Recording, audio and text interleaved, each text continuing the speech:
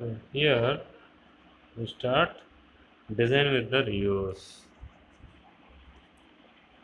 Design with the reuse. Reuse means building software from reusable components. What are the objectives of the software? To explain the benefits of the software, reuse and some reuse problems. To describe different types of reusable components and process for reuse. To introduce application families as a route to reuse. To describe design patterns as a high level abstraction that promote reuse. So the main important of software reuse.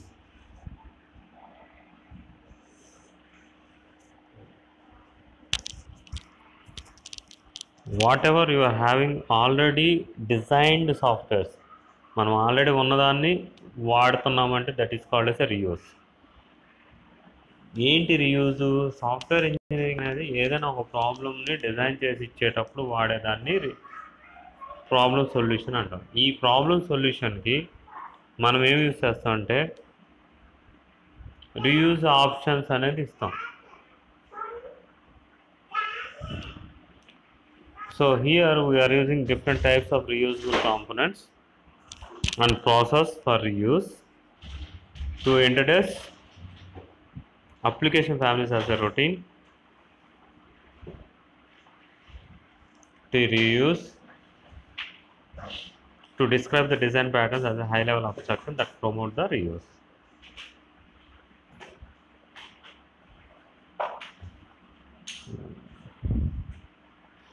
What is a software reuse? In most engineering disciplines, systems are designed by composing existing components that have been used in other systems. Software engineering has been more focused on original development, but it is now recognized that to achieve better software more quickly and at lower cost, we need to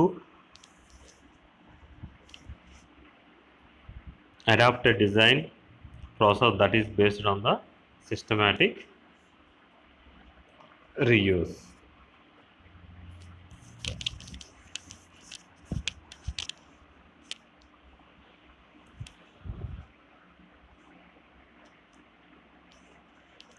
ఇక్కడ reuse అనేది ఏంటంటే ఇప్పుడు మిమ్మల్ని addition of 2 numbers రాయమన్నాం. Addition of 2 numbers మీరే father sir రాస్తున్నారా? రాయట్లేదు. Already ఎవడో రాసిన ప్రోగ్రామ్ని మనం కొంచెం మోడిఫై చేసి మళ్ళీ రాస్తున్నాం. That is called as a reuse. స్టార్టింగ్లో వాడు డిజైన్ చేసేటప్పుడు ముందు అడిషన్ ప్రోగ్రామ్ ఒకటి, సబ్ట్రాక్షన్ ఒకటి, విడివిడిగా మల్టిప్లికేషన్ ఒకటి, ఇలా దేనికి పడితే దానికి ఒక్కొక్క ఇండివిజువల్ ప్రోగ్రామ్స్ రాస్తున్నాం. నెక్స్ట్ మనం ఏం చేస్తున్నాం, దాన్ని అన్నీ కలిపి ఒకటే సాఫ్ట్వేర్ ఒకటే ప్రోగ్రాంలోకి రాయాలనుకున్నాం. ఒకటే ప్రోగ్రాంలో రాయాలనుకో మనం ఏం చేస్తున్నాం, we make it as a reuse.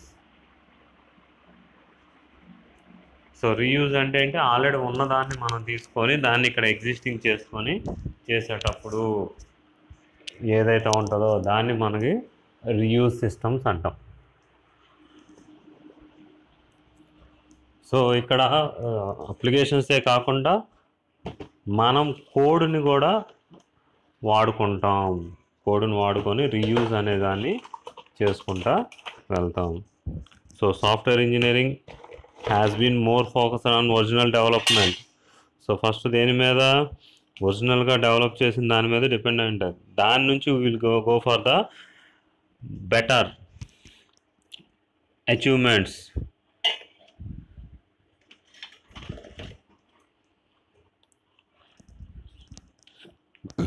To క్విక్గా తొందరగా క్విక్లీ అండ్ లోయర్ కాస్ట్లో అయ్యేటట్టుగా we are seeing.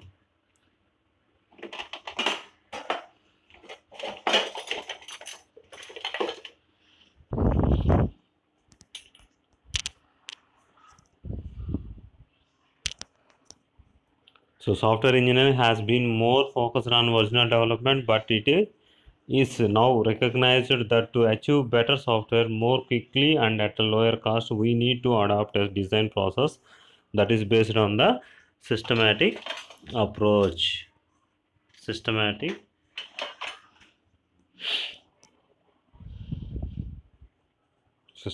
reuse.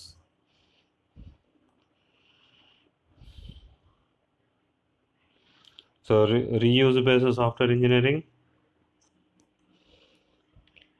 application systems reuse, component reuse, function reuse.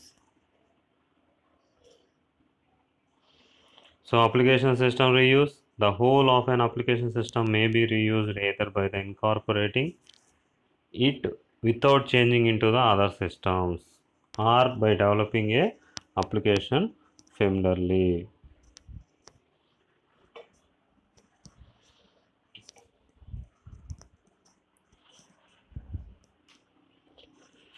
Component reuse, components of an application from such systems to the single object.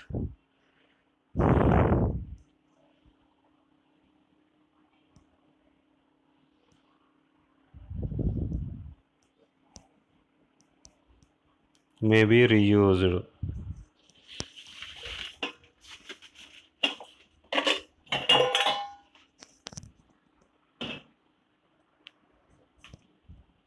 Function reuse, software components that implements a single well-defined function may be reused.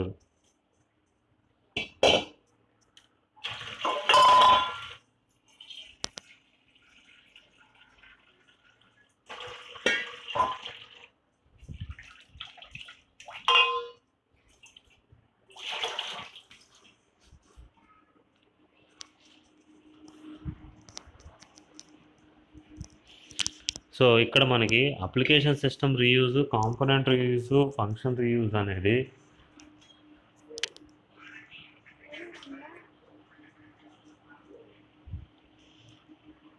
Applications అనేవి suppose మనం Google pay కానీ PhonePe కానీ లేకపోతే ఏదైనా ఒక application తీసుకుంటే అప్లికేషన్ని మనం reuse చేస్తాం. అంటే సేమ్ యాస్టీస్ ఉన్నదాన్ని మనం ఏం చేస్తున్నాం, వేరే వాటి కాడ రీయూజ్ చేసుకుంటాం. అలా రీయూజ్ చేసుకునేటప్పుడు వాటిని యాస్టీస్గా ఉంచుకుంటా కొన్ని పేర్లు మనం మార్చుకుంటూ ఉంటాం. దాన్ని రీయూజ్ అంటారు. అప్లికేషన్ రీయూజ్ అంటే ఇప్పుడు ఎస్బీఐ బ్యాంకింగ్ అప్లికేషన్ ఉంది. సో దాన్ని యూజ్ చేసుకుంటాం, మనం వేరే బ్యాంకింగ్ అప్లికేషన్కి వాడుకుంటాం. కాకపోతే అక్కడ ఏమవుతుంది, అప్లికేషన్ యొక్క పేర్లు మారుస్తాం. లోపల ఉండే ప్రాసెస్ అంతా అదే, వి చేంజ్ చేసే నేమ్స్. ఆ నేమ్స్ ఏవైతే ఉంటాయో వి చేంజింగ్ ద ప్రాసెస్. సో ఆ ప్రాసెస్లో కాంపోనెంట్ రీయూజ్ అనేది అన్నింటి ఒక్కొక్క ముక్కని లోపల ఉండే పార్ట్స్ని మనం కాంపోనెంట్ రీయూజ్ అంటాం. ఫంక్షన్ రీయూజ్, ఆ కాంపోనెంట్స్ని ఇంప్లిమెంట్ చేసి as a well defined function may be reused. ఏదైతే ఫంక్షన్ ఉంటుందో లైక్ ట్రాన్స్ఫర్ చేయాలి అమౌంట్, సో అక్కడ దానికి మనకి ఏముంటుంది, రీయూజ్ సిస్టమ్ అనేది ఉంటుంది. Okay, reuse practice. సో జనరల్గా రీయూజ్ ప్రాక్టీస్ అనేది ఏంటి, మనం అది రెగ్యులర్గా వాడుకుంటాం. ఇప్పుడు ఈవెన్ దో నవేడేస్ మీరు కనుక ఒక సాఫ్ట్వేర్ ఇంజనీరింగ్ జాబ్ వచ్చింది అనుకోండి, అందులో ఏదైతే డెవలప్మెంట్కి మిమ్మల్ని తీసుకొని డెవలప్ చేయమన్నారు అనుకోండి, ప్రీవియస్గా మనం ఏదైతే ఆల్రెడీ డిజైన్ చేసి ఉంటారో వాటిని మనం ఎగ్జాంపుల్ కింద తీసుకొని అక్కడి నుంచి మనం కొత్త అప్లికేషన్ డిజైన్ చేస్తాం. దాన్ని మనం రీయూజ్ అంటాం.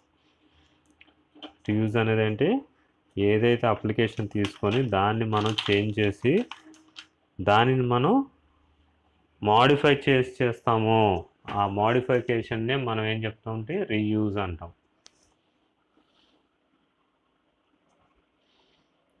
So what are the benefits of the reuse?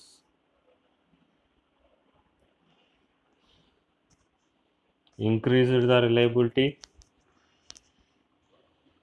reduced the process risk, effective use of specialist standards, compliance, accelerated development.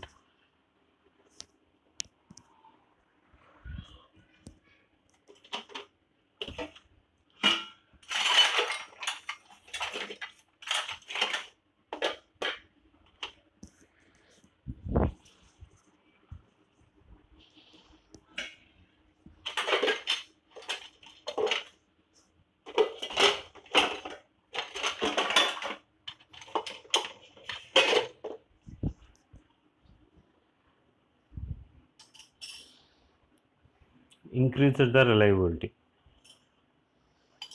So components accessed in a workstation. So ఏవైతే సిస్టంలో మనం తీసుకుంటామో ఆ సిస్టంలో కనుక working environment taking as a working environment to reduce the risk of the application.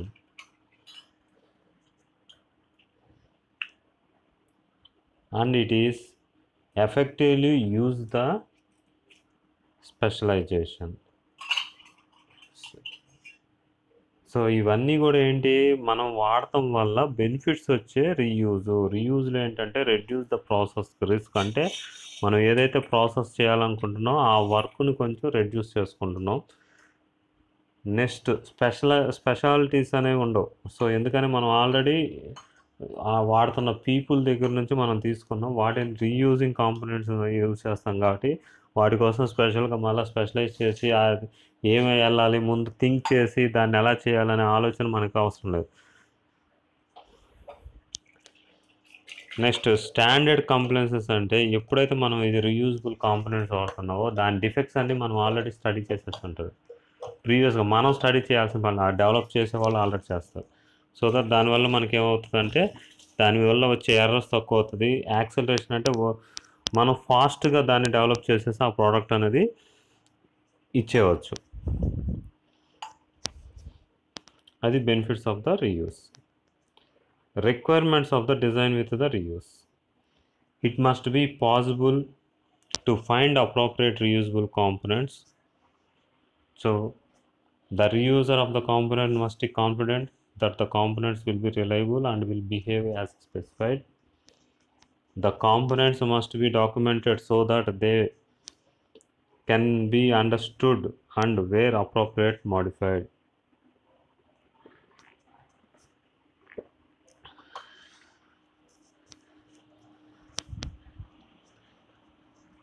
So reusable చేసేటప్పుడు what are the component మనం reuse చేయబోతున్నాం, అది కరెక్ట్గా స్పెసిఫై చేసిందేనా, రిలయబుల్గా నమ్మగలిగిందేనా.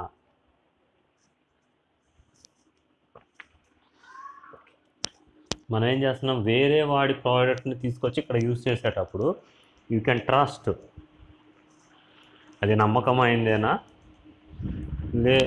దాన్ని మనం స్పెసిఫైగా కాంపోనెంటేనా అనేది చూసుకోవాలి. అంటే ఎగ్జాంపుల్ ఏంటి, మనం అడిషన్ ఆఫ్ 2 numbers ప్రోగ్రామ్ రాయాలి. ఆల్రెడీ మనం ఎక్కడో అడిషన్ ఆఫ్ 2 numbers ప్రోగ్రామ్ అంటే అది తీసుకొచ్చి కాబట్టి అడిషన్ ఆఫ్ 2 numbers అనే ప్రోగ్రామ్ కరెక్ట్గా వస్తుందా లేదా చెక్ చేస్తుంది. That is the find the appropriate reusable component. ఆ కాంపోనెంట్ యొక్క ఆన్సర్ కరెక్ట్గా వస్తుందా, that is called as reliable. మూడోది వచ్చేటప్పటికి దానికి సంబంధించిన డాక్యుమెంట్ మనకు అండర్స్టూడ్ అవుతుందా లేదా, ఈ మూడు మనం చూసుకోవాల్సి వస్తుంది.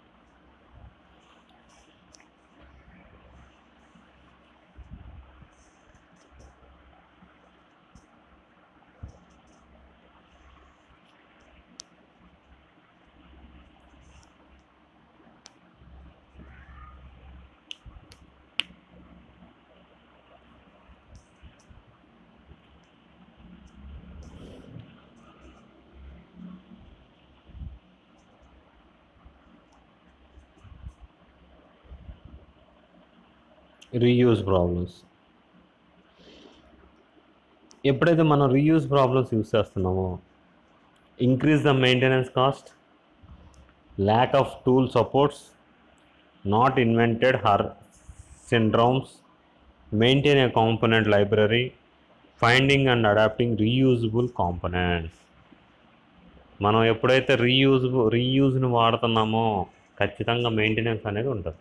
ఎందుకంటే మనం ఓన్గా డిజైన్ చేసింది కాదు కదా, పక్కన నుంచి తీసుకున్నాం కాబట్టి దాని లోటు పార్ట్లు, that is the high impactor, low impactor, risk factors అనేవి మనకు తెలియదు. ఎప్పుడైతే if you are using a software engineering models, any waterfall model or iterative waterfall model, spiral model or agile process, ఇవి ఏవైనా మనం వాడితే మనకి రీయూజబుల్ అవసరం ఉండదు. ఇప్పుడు మనం యూజ్ చేసేది ఏంటి, ఎవడో డిజైన్ చేసిన దాన్ని మనం ఇక్కడ యూజ్ చేస్తున్నాం. అలా యూజ్ చేసినప్పుడు ఏమవుతుంది, ఏదైనా ఒక ప్రాబ్లం కనుక ఎర్రర్ వస్తే డెఫినెట్గా మనకేమవుతుంది, మెయింటెనెన్స్ కాస్ట్ అనేది పెరిగిపోతుంది. Lakh of tool support. So ఎప్పుడైతే కాపీ చేస్తున్నామో ఖచ్చితంగా మనం డిఫరెంట్ టూల్స్ వాడాల్సి వస్తుంది, అంతే కదా. ఎగ్జామ్ మనం ప్రిపేర్ అయ్యి వెళ్ళాం అనుకో, మనం ఏం చేస్తున్నాం, డైరెక్ట్గా ఆన్సర్ షీట్ రాగానే మనం ఆన్సర్ చూసి రాసేస్తున్నాం. ఆన్సర్ ప్రిపేర్ అయింది కాబట్టి రాసేస్తాము, అక్కడ దెర్ ఇస్ నో రిస్క్. అది డెవలపర్. మనం రీయూజ్ అంటే ఏంటి, మనం కాపీ కొడతానికి రెడీ అయ్యాం అంటే దానికి తగ్గట్టుగా we are making as a number of tools like ఎక్కడో కాపీలు పెట్టుకురావటం, లేకపోతే పక్కన ఎదుటోడు కనపడుతుందో లేదా వాడిని పక్క జరగమంటాం, పేపర్ లేకపోతే రాసే పేపర్ కొంచెం సైడ్కి పెట్టి రాస్తే రాయమంటాం. ఇదంతా కూడా రీయూజబుల్లే. వాడు రాసిన దాన్ని మనం రాసుకుంటాం. రిస్క్ ఫ్యాక్టర్స్ ఎక్కువ ఉంటాయి, ఎందుకని వాడు ఎందుకు చూపిస్తున్నాడు, వీ హ్యావ్ సమ్ బెనిఫిట్స్ అంటే ఆటోమేటిక్గా రిస్క్ ఫ్యాక్టర్స్ వాడికి తెలుసు, నీకు తెలియదు కదా, ఇది ఆన్సర్ కరెక్ట్గా ఉందా లేదని తెలియదు. వాడు ఏదో రాస్తున్నాడు. You are trusting that person, that is called as a reliable. ముందు నమ్ముతున్నావు, అరే రెండో క్వశ్చన్ ఆన్సర్ నీది అదేనా, నువ్వేమంటావు, అదేరా రాసే అంటావు, దాన్ని రాసేస్తావు. పక్కనోడు అంటాడు అది కాదురా వేరేదంటావు.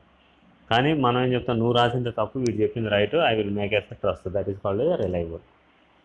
దాన్ని పెట్టి రాస్తే దానికి. సో ఎప్పుడైతే మనం రీయూజబుల్ వాడుతున్నామో డెఫినెట్గా it should be having a increased maintenance, lack of tool support కావాలి, not invented here syndrome, maintaining a component library, find and adapting the reusable components.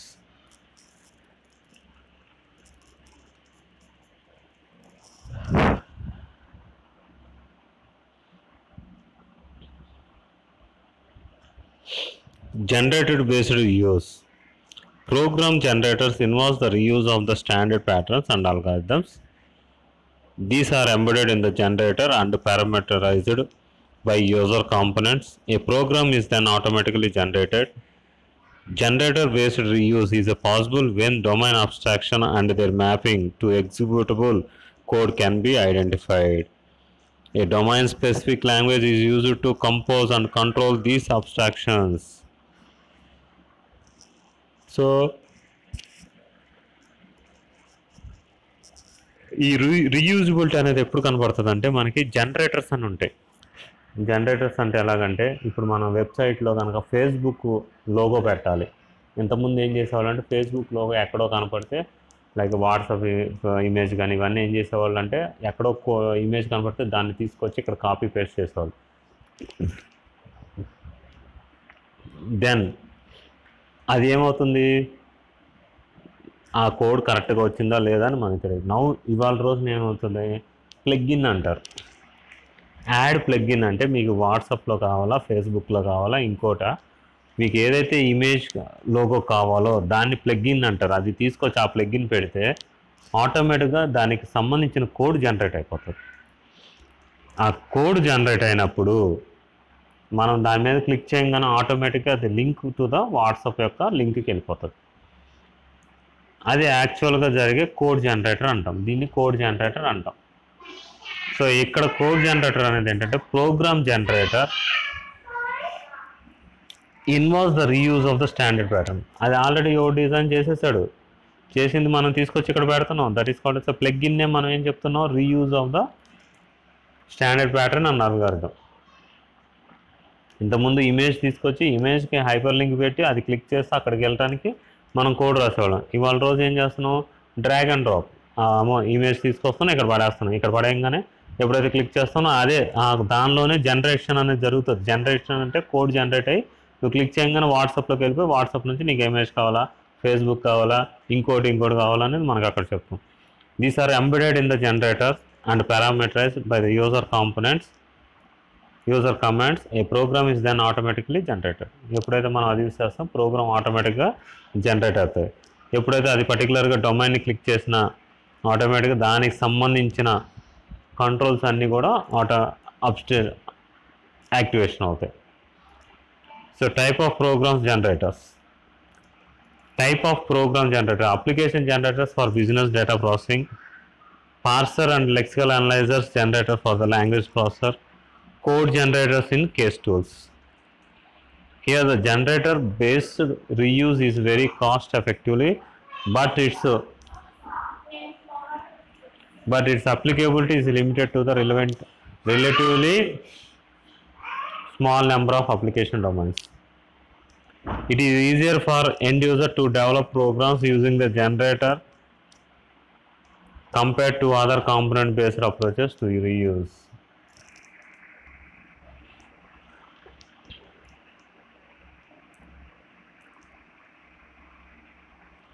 Component based development. Component based software engineering is an approach to software development that relies on reuse. It emphasized from the failure of the object oriented development to support effective reuse. Single object classes are too detailed and specific. Components are more abstract than object classes and can be considered to be standalone service providers.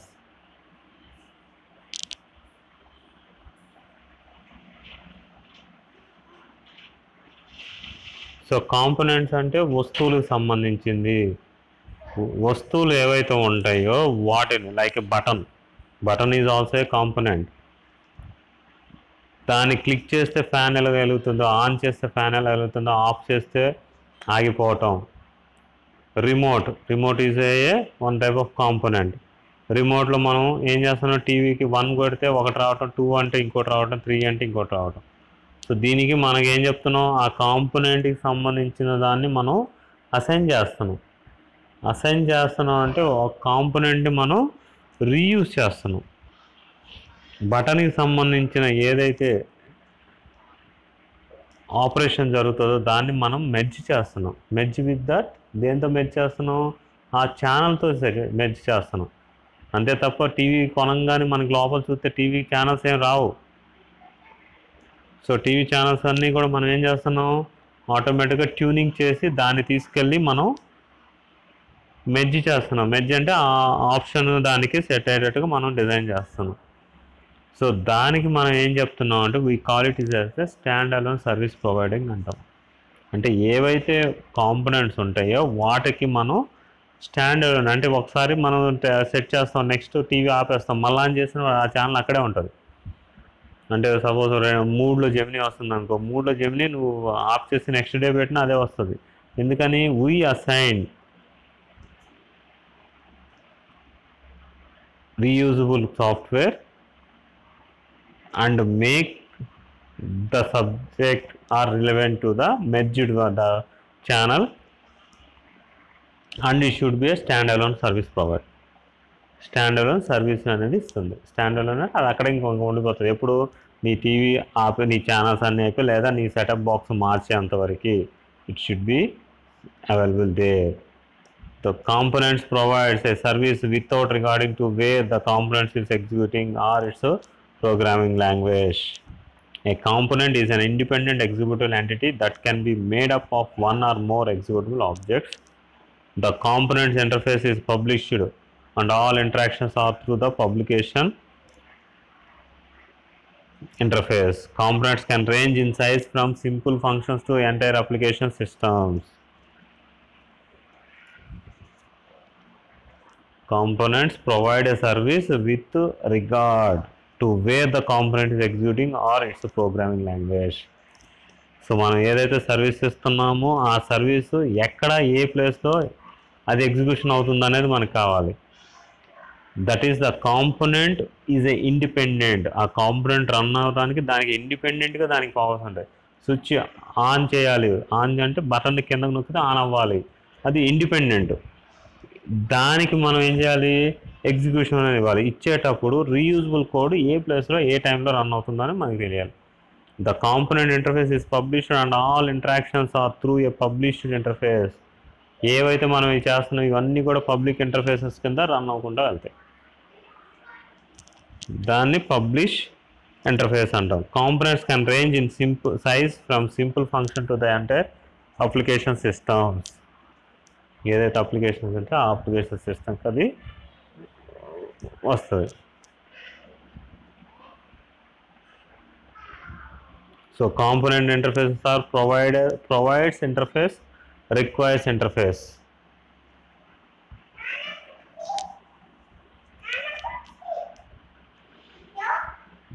Defines the services that are provided by the component to other components. Define the services that specifies what services may be made available for the components to execute as a specified.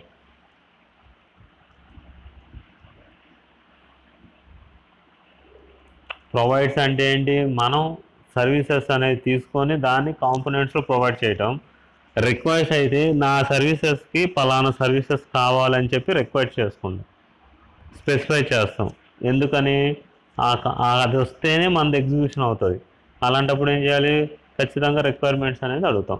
Provides అంటే నువ్వు అది చేసుకున్నావు కదా, నాది కూడా use చేయి. Provide అంటే మనం స్పెసిఫై చేస్తాం, బాబు ఇది యూజ్ చేసుకొని నీ కాంపోనెంట్ రన్ అవుతుంది. రిక్వైర్స్ అంటే నీకు కావాల్సిన కోడింగ్ ఇస్తేనే నేను ఎగ్జిక్యూట్ చేసుకుంటా. That is called as a requirements.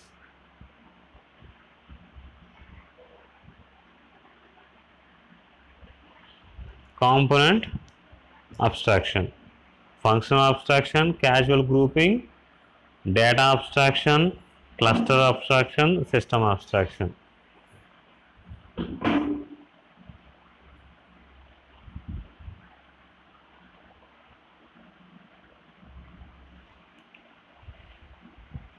The components implement a single function such as mathematical function. Casual grouping, the components is a collection of loosely related entities that might be data, declaration, function, etc. Data abstraction, the component represents a data abstraction or class in an object oriented language.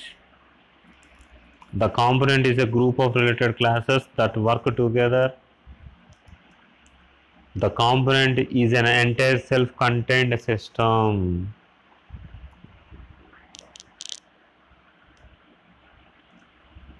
Functional abstraction means a single function uses a mathematical calculations. ఒక కాంపోనెంట్లో కనుక మనం single function use చేసుకుంటా అది mathematics సంబంధించింది అయితే that is called functional abstraction అంట. మ్యాథమెటికల్గా ఏముంటాయి, plus minus, ఏదైనా ఒక క్యాలిక్యులేషన్ చేసేటప్పుడు ఒక బటన్ నొక్కగానే దెన్ ఆటోమేటిక్గా మనకి దానికి సంబంధించిన కాంపోనెంట్ ఇంప్లిమెంట్ అవుతుంది.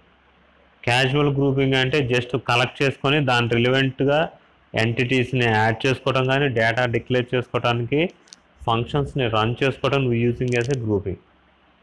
ఎందుకని ఫంక్షన్స్ అంటే ఏంటి, గ్రూప్ ఆఫ్ స్టేట్మెంట్స్ అవన్నీ తీసుకొని రన్ చేసుకోవడానికి యూజ్ చేస్తాం. That is called as a grouping.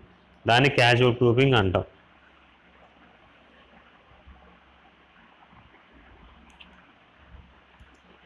Data abstraction, the component represents a data abstraction or class in an object oriented language.